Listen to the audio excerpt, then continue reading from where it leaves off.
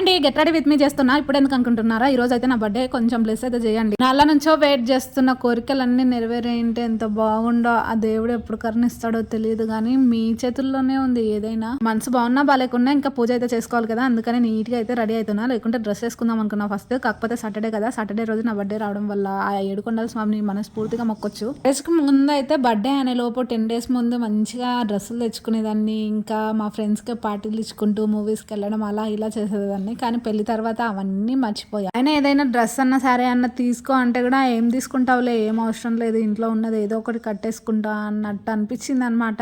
చాలా మందికి మ్యారేజ్ ముందు మ్యారేజ్ తర్వాత చాలా చాలా చేంజెస్ వస్తాయి. అందులో నాకైతే మరీ వచ్చేసాయి అనమాట. ఇలాంటి సిచ్యువేషన్స్ మీకు కూడా వచ్చాయా? పెళ్లికి ముందు బర్త్డే వస్తే మంచిగా కొత్త డ్రెస్ వేసుకోవాలి, కేక్ కట్ చేయాలని ఉండే. ఇప్పుడైతే అస్సలు ఏమనిపించట్లేదు. ఈ చేంజెస్ మీలో కూడా ఉన్నాయా? అవును, మా పిల్లలు నేను ఎలా ఉన్నానో కామెంట్ చేయడం అస్సలు మర్చిపోకండి. ఉంటాను, బాయ్ అండి.